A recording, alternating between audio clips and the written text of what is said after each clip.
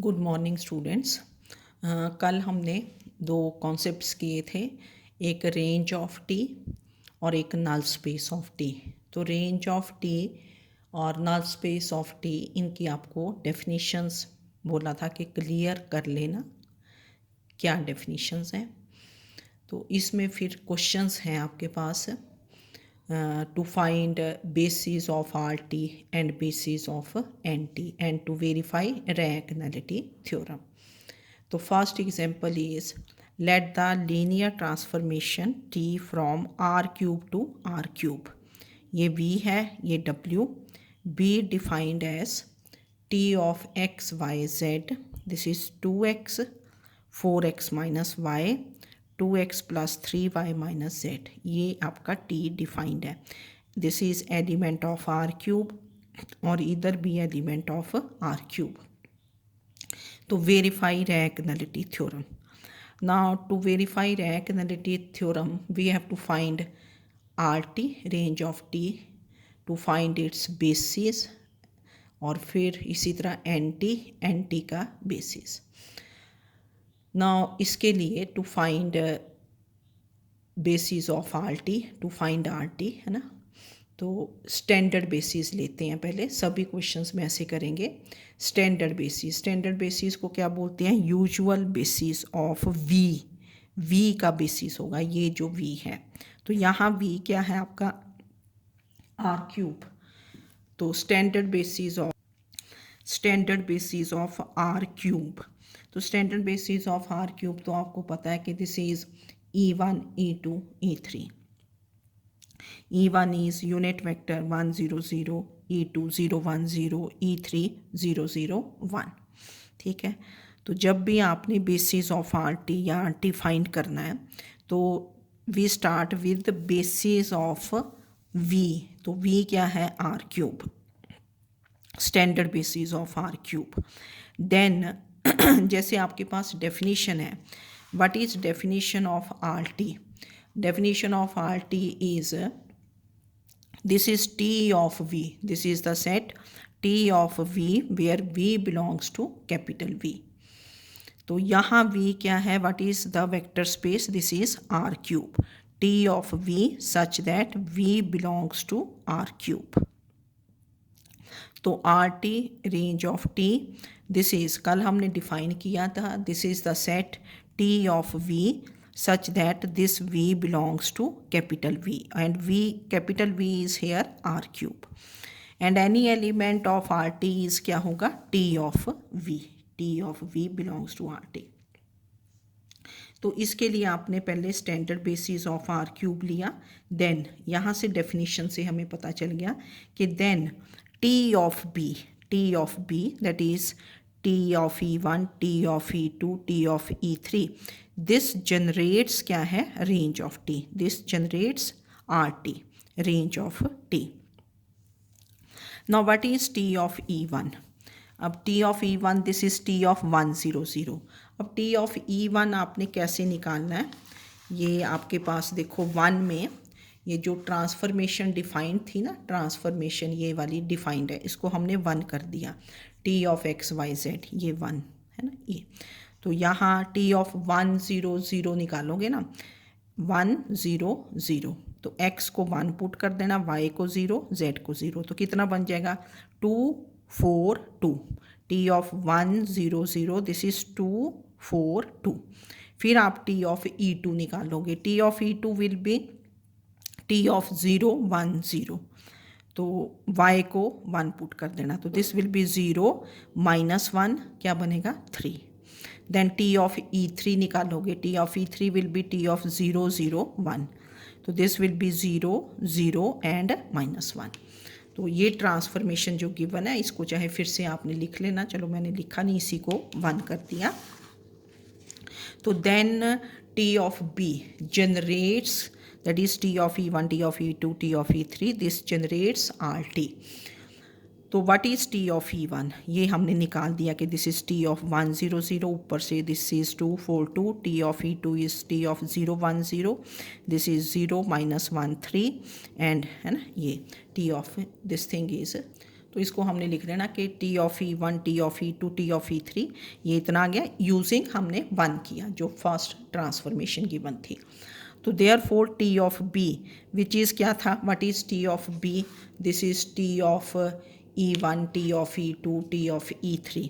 तो कितना बन गया T of B, this is 2 4 2, ये 0 -1 3 0 0 -1। दिस जनरेट्स क्या हो गया रेंज ऑफ टी, कि ये जो सेट है this generates range of T.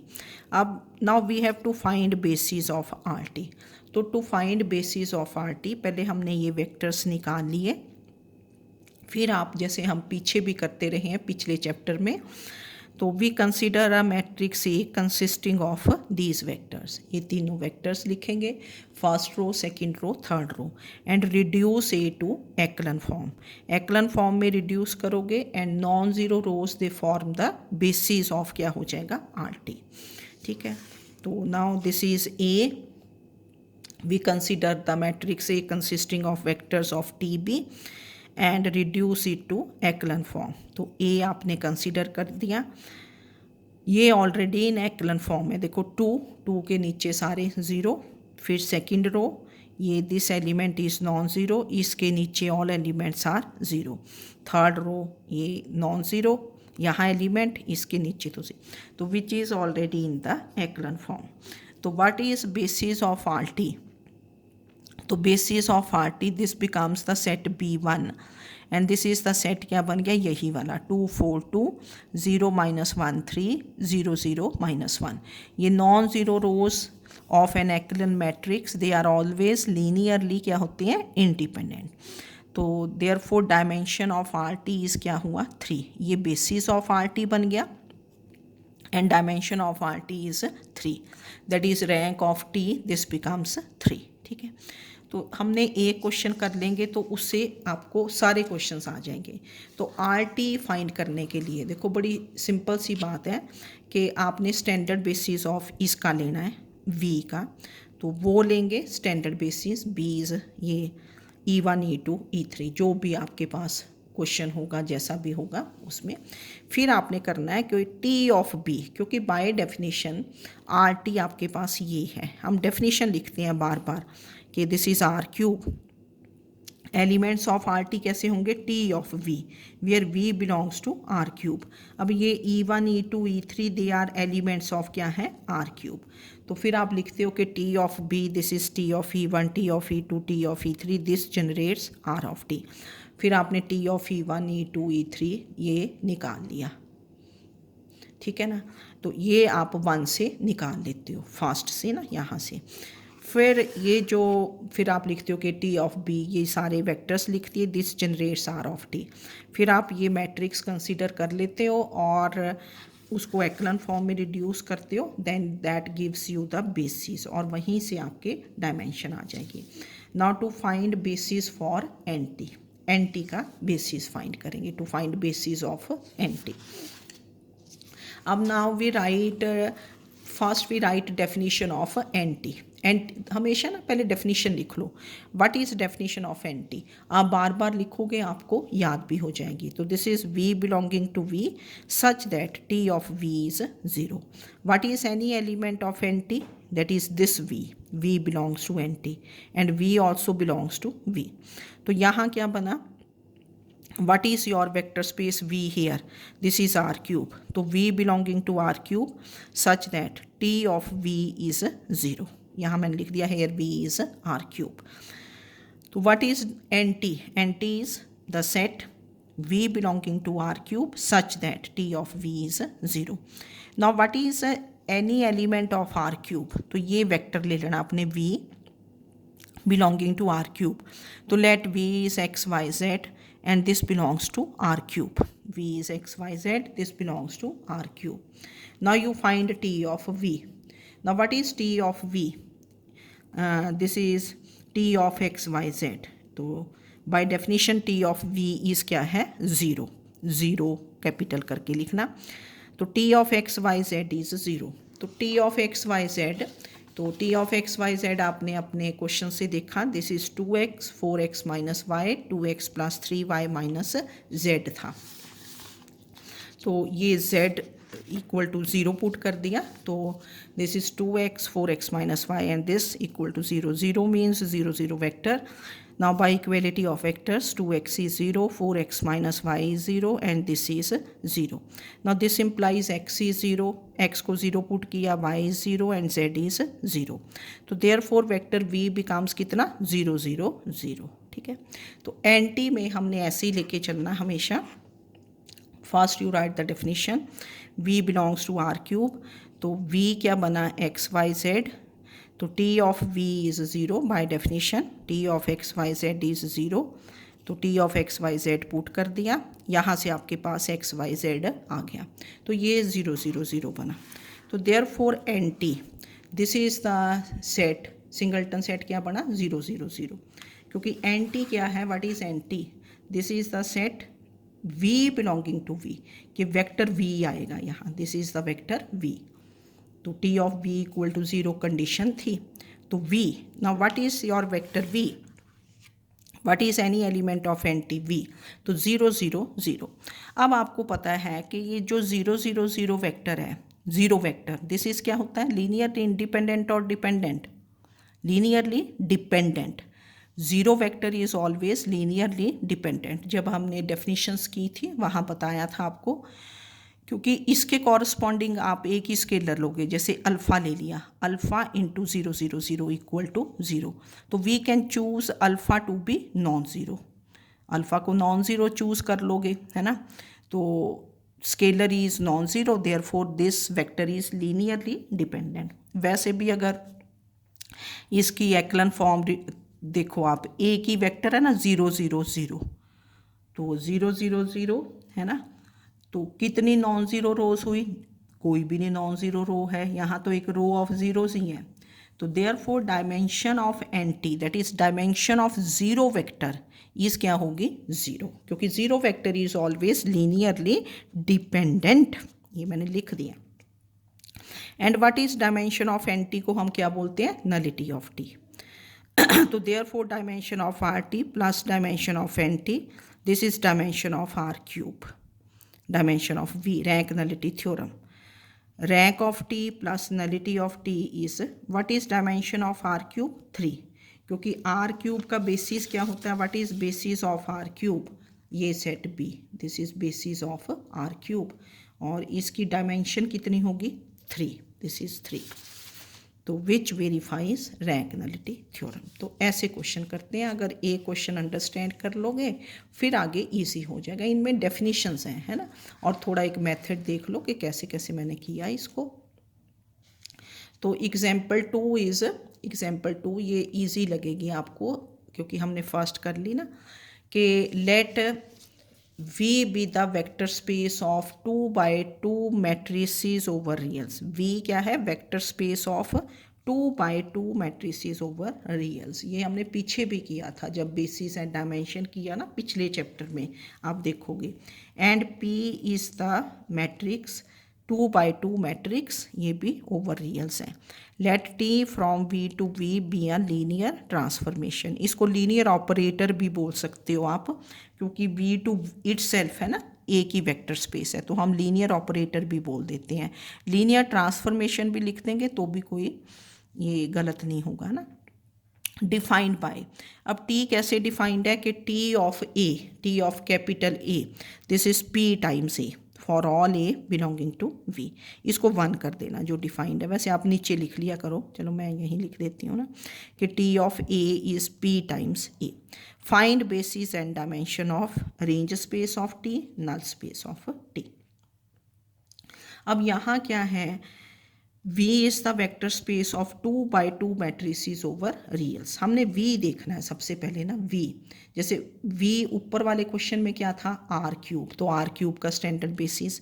Now what is the standard basis of V, that is 2 by 2 matrices. अगर आपको याद हो, दिस इज़ 2 by 2 मैट्रिसेस ही होंगे standard basis of V, that is V is the vector space of 2 by 2 matrices over reals. तो this is first matrix 1 0 0 0. At a time एक entry 1 लेते हैं. स्टैंडर्ड बेसिस में ज़्यादातर एलिमेंट्स क्या लेते हैं, 1 and 0, ठीक है ना. Second matrix 0 1 0 0, third 0 0 1 0, fourth 0 0 0 1।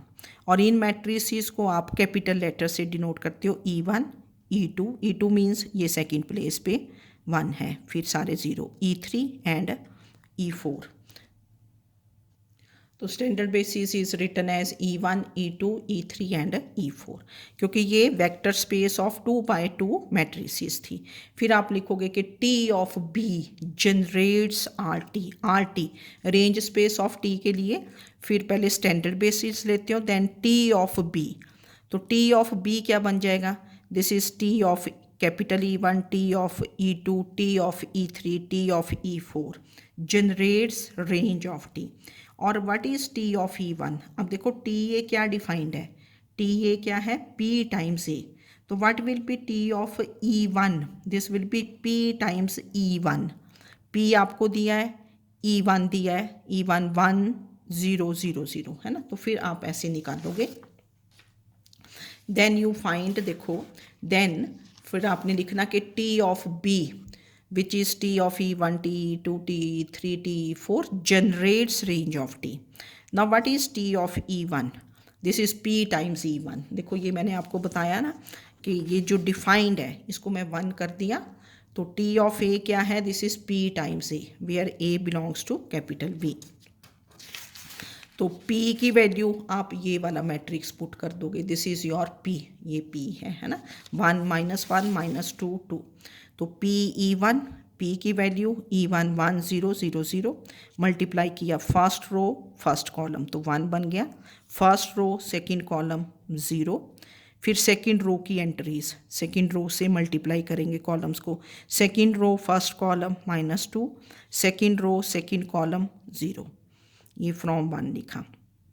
Similarly you find T of E2, P times E2, ये P, फिर E2, ये T of E3, T of E4। ये 4 मैट्रिसेस बन गए।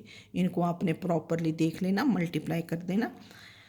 Now to find basis of RT, to find basis of RT, consider matrix consisting of vectors formed by T of E1, T of E2, T of E3, T of E4। तो इसको कैसे लिखोगे? देखो first row में first matrix, पीछे भी हमने किया था, मतलब इसको एज वेक्टर लिख देना। फर्स्ट रो क्या बन जाएगी? 1 0 -2 0। सेकेंड रो फिर क्या बनेगी? 0 1 0 -2, ऐसे वेक्टर्स। तो we consider a matrix A consisting of vectors formed by T of E1, T2, T3, T4। तो A इज क्या बना? 1 0 -2 0। फिर सेकेंड रो में सेकेंड मैट्रिक्स, थर्ड रो में थर्ड मैट्रिक्स, फोर्थ रो में फोर्थ ये वाला 0 -1 0 2। ठीक है, ये ऐसे लिख दिया 0 -1 0 2। Now reduce A to echelon form. तो reduce A to echelon form, that means ये element 1, all elements below 1 should भी क्या होने चाहिए? 0। तो ये एलिमेंट आपको 0 बनाना है। क्या करोगे यहाँ? दिस इज R3 + R1, ये R3 + R1। तो R1 सेम रहा, R2 सेम, R3 क्या बन गया? ये -1 + 1 0, ये 0 + 0 0, 2 + -2 0, 0 + 0 0 है ना। फिर आपके पास ये सेकंड रो का ये element 1 and all elements below 1 should भी क्या होने चाहिए? 0। तो इनको आपने ये इसके नीचे ये 0 है, इसको 0 बनाना है। तो क्या करोगे? R4 + R2, R4 + R2। तो जो फर्स्ट पहले लिखते हो उस रो में चेंजेस होंगी R4 में, और रो सेम रही, first row second row third row. Fourth row is क्या किया? R4 + R2, ये वाली सेकंड रो, 0 + 0 0, ये 0 बन गया, ये 0 and 0। Non zero rows are at the top, 0 rows at the bottom. तो देख लो एक बार कि this is in the echelon form. तो therefore non zero rows they form the basis. तो क्या बना बेसिस आपका? Therefore 1 0 minus 2 0 0 1 0 minus 2 this form a basis of R T. पर इसको हमने मैट्रिसेस की टर्म्स में ही कन्वर्ट कर देना है, क्योंकि basis will be in terms of matrices. तो इसको किस टाइप से लिखोगे? फर्स्ट रो क्या बन जाएगी? 1 0, और सेकेंड रो क्या बनेगी? माइनस 2 0। फिर सेकेंड वेक्टर को एज सेकेंड मैट्रिक्स 0 1 0 minus 2। तो this is basis of R T. And what is dimension of R T? This is 2, क्योंकि दो मैट्रिसेस हैं आपके पास बेसिस में। तो this is how you find the basis of range of T, range space of T. तो वहीं से आपके पास डायमेंशन आ जाती है। Now to find basis of N T, to find basis of N T, तो एन टी की पहले डेफिनेशन लिखनी जैसे आपने पीछे लिखी। This is the set V belonging to V such that T of V is 0, T of V is 0। अब यहाँ v क्या है? What is the vector space v? This is the vector space of 2 by 2 matrices over r। तो आप ये vector जैसे v पीछे belongs to r cube था, तो हमने लिया v is x y z। यहाँ v belongs to v, capital V, vector space of 2 by 2 matrices. तो v को क्या ले लोगे? Capital A। And capital A is क्या होगा? A B C D, 2 by 2 matrix over reals, where A B C D they will be reals, and this vector belongs to v। अब यहाँ condition क्या है कि t of v is 0। Now what is your v? v is matrix A, तो t of A is 0, 0 capital डालना है ना। तो how t of A is defined? ये आपके पास क्वेश्चन में जो 1 था ना, जहाँ 1 था, 1 में क्या था? व्हाट इज ये t of A? This is p times A। तो therefore this becomes p times A। तो p आपका ये मैट्रिक्स गिवन है। A कितना लिया आपने? What is your A? A B C D equal to 0। Multiply किया फर्स्ट रो फर्स्ट कॉलम, तो कितना बना? A माइनस सी, ये element. First row second column B minus D, फिर second row first column 2A minus 2A plus 2C, second row second column minus 2B plus 2D equal to 0। 0 means 0 matrix, 0 0 0 0, first row 0 0, second row 0 0। तो this implies A minus C is 0, B minus D is 0, minus 2A plus 2C is 0, minus 2B plus 2D is 0। तो therefore क्या बन गया? अब यहाँ से A is C, B is D, यहाँ से भी A is C, B is D। जैसे आप पीछे solution of system of equations निकालते थे, तो यहाँ क्या आया कि अननोन्स 4 थे। There are 4 unknowns, 2 are dependent, A and B are dependent and 2 are independent, C and D are independent, 2 are dependent. तो 2 ही वेक्टर्स आएंगे आपके पास बेसिस में ना। तो A निकालना आपको, what is matrix A? This is A B C D। Now what is A? C, B is D, C remains C, D remains D, A is C, है ना। 2 अननोन्स हैं, C टाइम्स क्या बन गया? पहले C times कर देना plus D, जो ये कॉन्स्टेंट्स हैं। अंदर क्या आएगा? यहाँ से 1 0 1 0, D 0 1 0 1। तो basis of N T, this is the set, क्या बना? 1 0 1 0 0 1 0 1। तो basis of N T means this is basis of N T, है ना। 2 वेक्टर्स हैं, 2 मैट्रिसेस हैं, और बेसिस ऑफ आर टी में भी कितना ये बना था। तो dimension of N T is 2, that is nullity of T, this becomes 2। तो देयरफॉर बस ये इतना ही करना था आपको। अगर आपको रैंक नलिटी थ्योरम वेरीफाई करनी है, तो rank of T plus nullity of T, this is dimension of V. Rank of T कितनी थी? 2, nullity of T is 2, dimension of V is 4 थी, क्योंकि V this is the vector space of 2 by 2 matrices. तो basis में कितने matrices हैं? 4 matrices. तो dimension of V is 4, ठीक है। तो वेरीफाई रैंक नलिटी थ्योरम भी हो जाएगी। अगर पूछा हो ये तब करना है आपने, है ना। तो इसके क्वेश्चन 3 मैंने देखा, इसको कर लेना एक्सरसाइज 4C का। ये वेरीफाई रैंक नलिटी थ्योरम तब भी करना अगर पूछा हो, अदरवाइज हमें बेसिस फाइंड करना था डायमेंशन। तो इसको प्रॉपरली आप देख लें दोनों क्वेश्चंस को, अगर आ जाएंगे ना, ठीक है। तो मेथड ही तो है कि कैसे हमने रेंज ऑफ टी फाइंड करना, कैसे नाल स्पेस फाइंड करना है, वही सेम मेथड है ना। Okay, thank you.